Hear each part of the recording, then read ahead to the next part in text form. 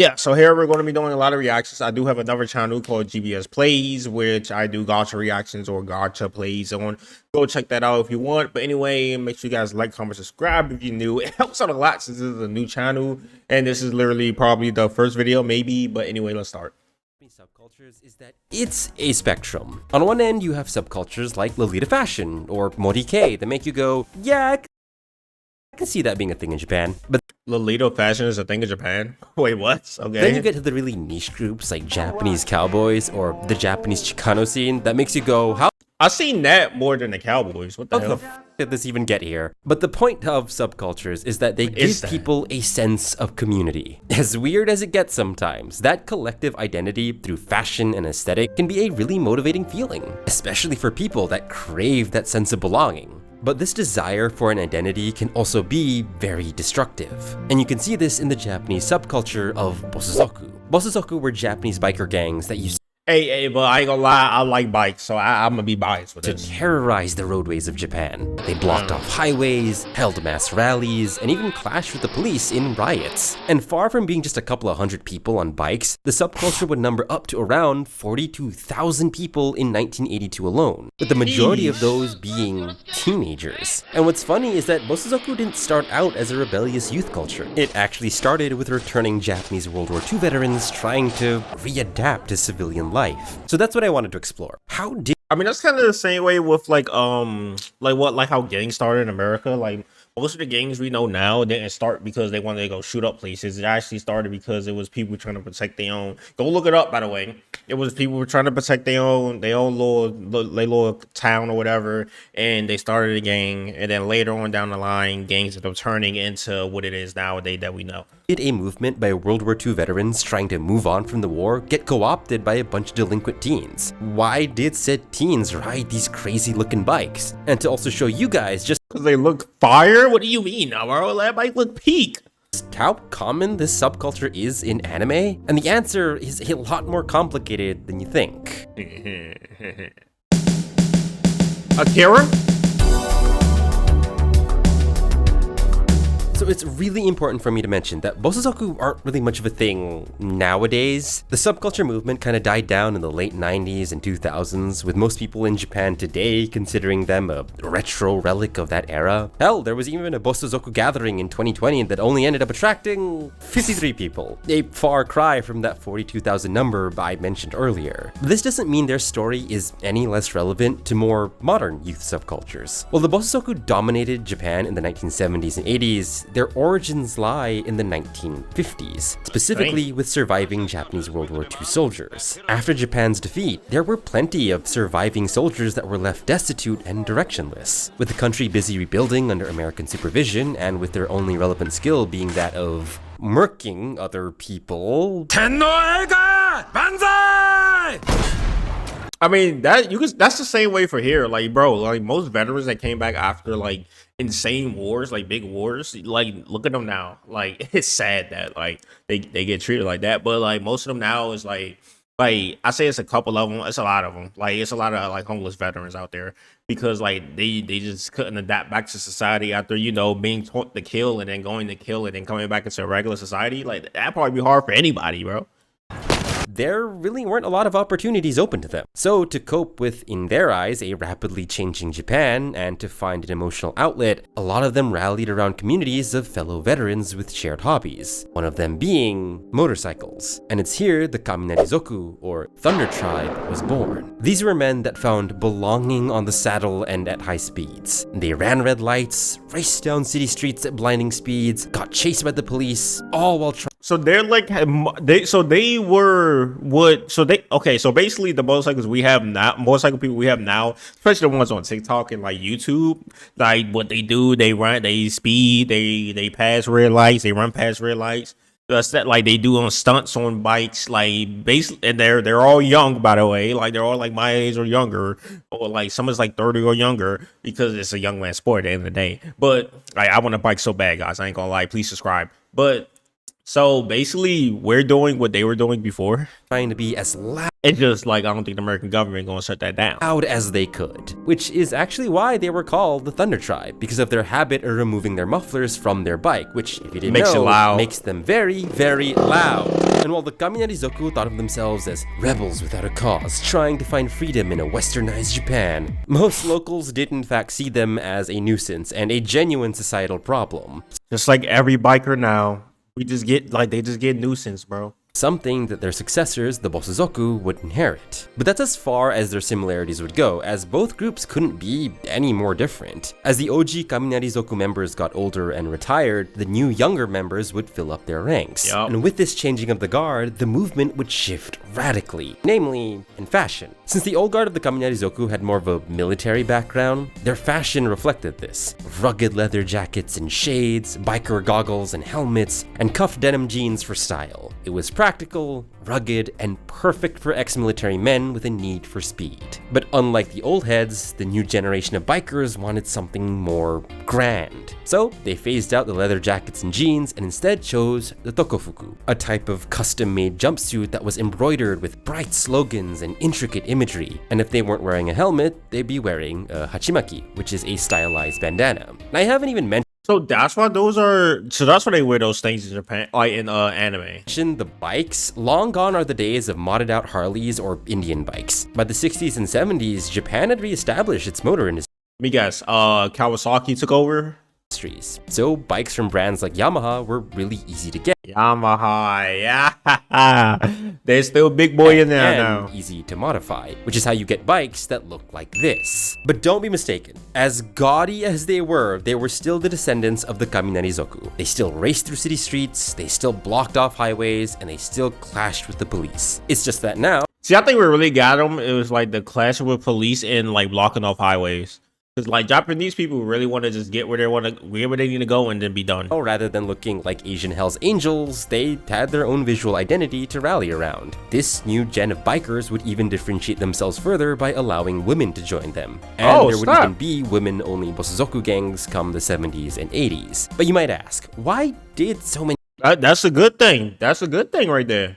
Teens and young adults join these biker gangs. Doesn't seem that terribly responsible. And you're right, but to answer that, I'm gonna have to talk about my home country for a bit. Okay. By the way, I do not know what that flag was. 2 countries, 1 bike. Hey yo, they're doing the laydown thing that I would never do. I'm gonna be honest.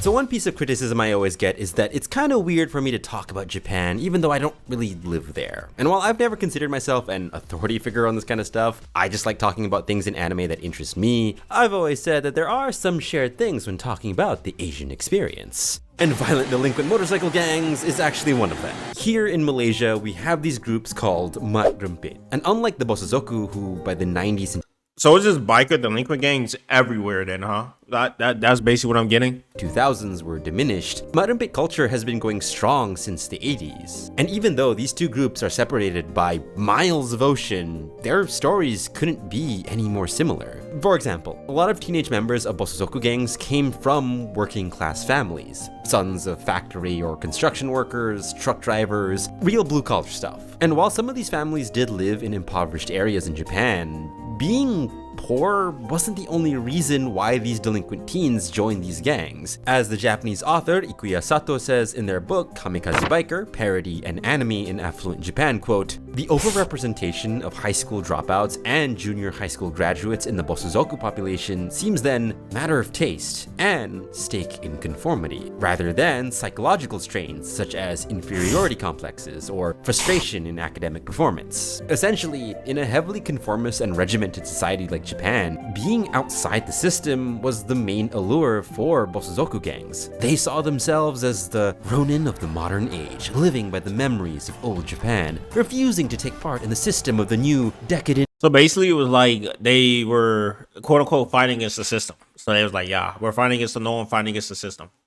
Western Japan. And if you're a kid that's not really motivated in your studies and you don't really care about school, why not join the long coat wearing bikers doing donuts I ain't gonna lie, I would have. in the parking lot? And funnily enough, the Matampit in Malaysia are basically the same thing. While most Matampit do come from urban working-class poor families in the big cities like Kuala Lumpur, A lot of them end up joining because of the thrill of it and the identity it gives them. Like, no joke, even though the Matampit of Malaysia aren't as gaudy as their East Asian counterparts, they do have a lot of things that are specific to them. Just like the change from the Kaminari-zoku to the Bosozoku, Matampit do have their own distinct fashion style. You'll always see them wearing oversized hoodies or jackets. They'll also always wear the tightest bootleg branded skinny jeans you can find at a Malaysian night market. They'll also always dye their hair the shade of dirty blonde, to the point where the shade of dirty blonde is associated with trashiness over here because of its association with Matampit. And they'll always have a fanny pack because most of them are smokers. Hell, they even have their own slang language. Like, the word kencing in normal Malaysian means peeing or pissing, but in Matampit slang it means lying or to lie. Don't ask me why this is the case, I also don't know. What? Ping to lie. So they changed the word ping to lie to lie.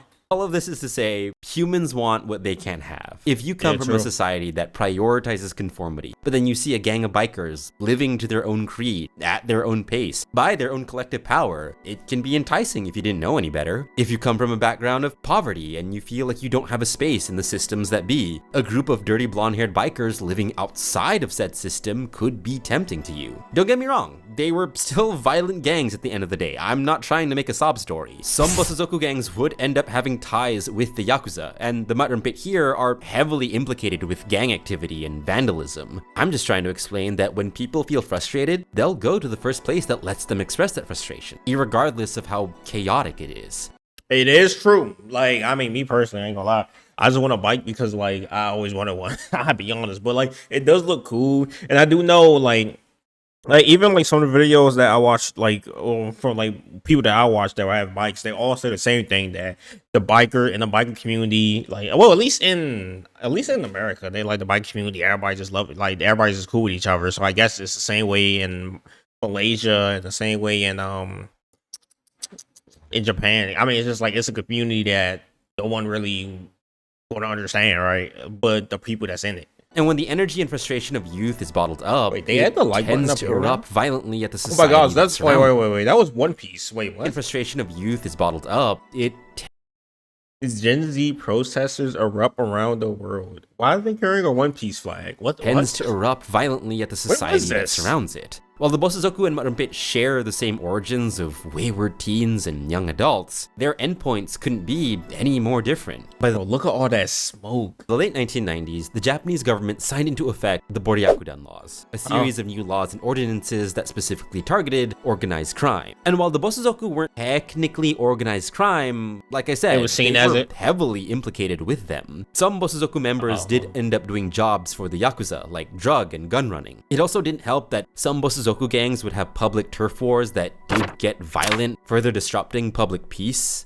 Wait, shut up. I'm not going to even try to pronounce the name. Possessed in triumph in September 2014. Oh, 2014. After ambushing a gang of Bazooka, he was feuing with and successfully beating them up until they, in his words, stopped moving.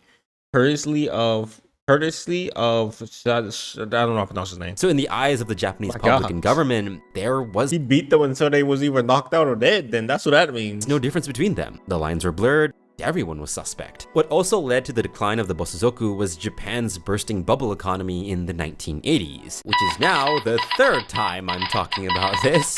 If you want a full context about this event, go watch my 2 videos here, but to cut a very long story short, worsening economy leads to lower wages, and lower wages means less money to spend on hobbies because buying custom embroidered jumpsuits and modded out bikes is really, really expensive. Same thing we're going through now, guys. It's like history just repeats itself, huh? Crazy, ain't it?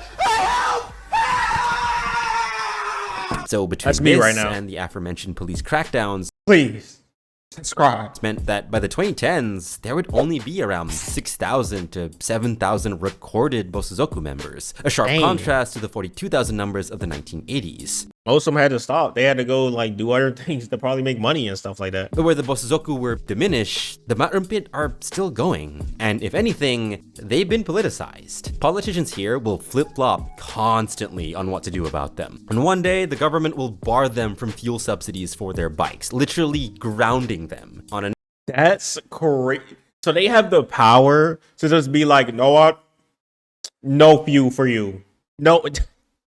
How does that even work though? Like at the fuel pumps, like don't you just like pump the fuel? Like the people who watch when they see bikers pull in, they just turn the fuel off. But then you're losing money for like car customers, then, right? So how will they even work? Another day, they'll suggest building a specialized racetrack just for them to get the speed out of their system. Even though we've established that part of the thrill with Matrumpit and Bosozoku comes from being partly illegal. And while I do sympathize with the Matrumpit, seeing as how a lot of them come from poor families with not a lot of opportunities open to them, the risk they represent to others as well as themselves just can't be understated. But that's where I'll leave it off for the Matrumpit and their antics, because you guys are here for the Bosozoku. And ironically enough, you guys have definitely seen a Bosozoku way before this video.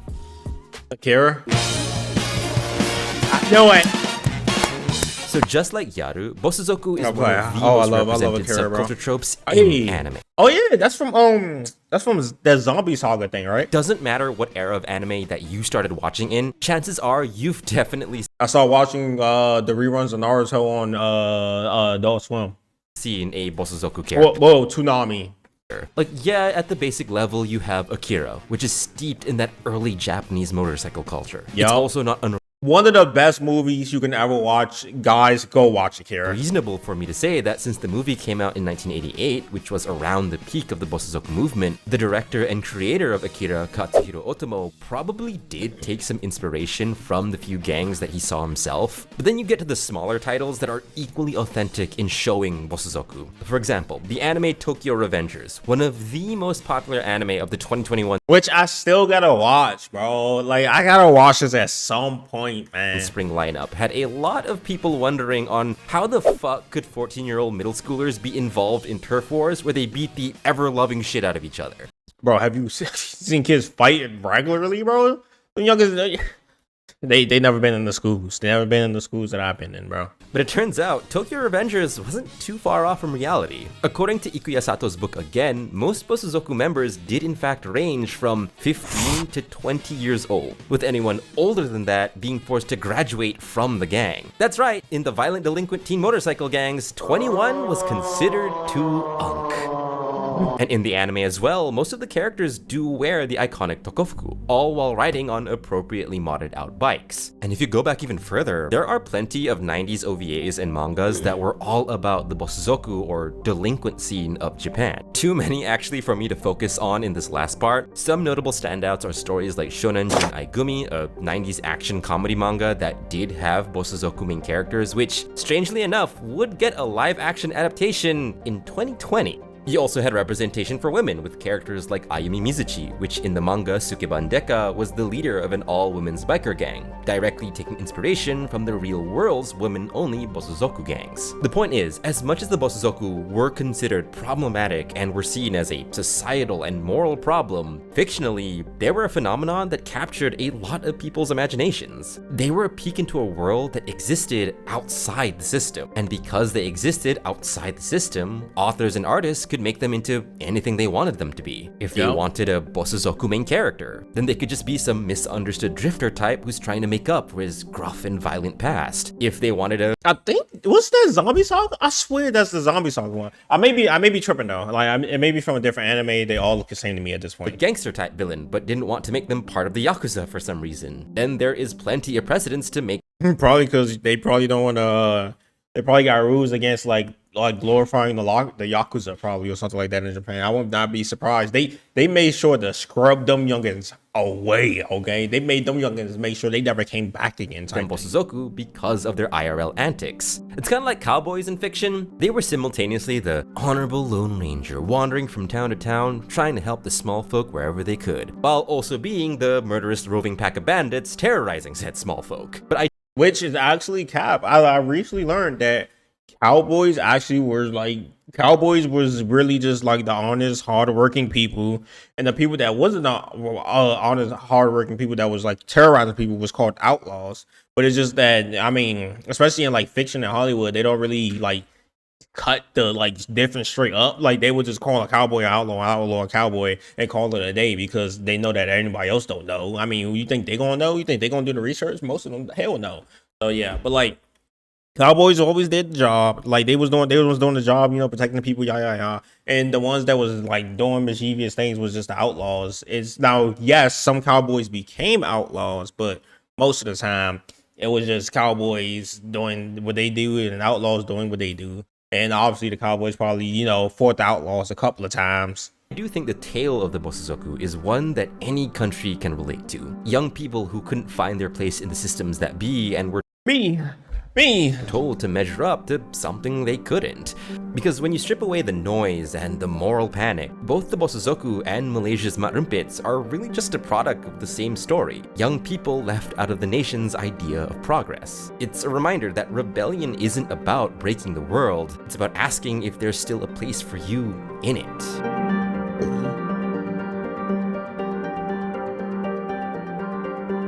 Yo, that was actually a pretty good video. I ain't gonna lie. Thank you, Kofa. That was fine. Obviously, I know that's not his name, but nah. To be honest, that was a fire video. I liked it a lot. I go give it a like, bro. Go give it a like, guys. Like, please go give it a like. But anyway, other than that, make sure you guys like, comment, subscribe if you're new. Don't forget to share the video. I love all you guys. Don't forget, guys. Don't forget. I have another channel, GBS Plays, Gotcha, or GBS Plays. Just type in GBS Plays, it pop up. And this one is GBS Reacts, because we're reacting to things. Things that ain't just Gotcha. But anyway, let me know if y'all like this. Let me know if it's things that I could change to make it better. I don't know. But anyway, I'll see y'all guys in the next video. And peace out, gang. Peace out, man. I ain't gonna lie. Biker gang. Let's start a biker gang at this point. Like, please. I just want one. I just want a Ninja 600, okay? That's all I want. Please, guys.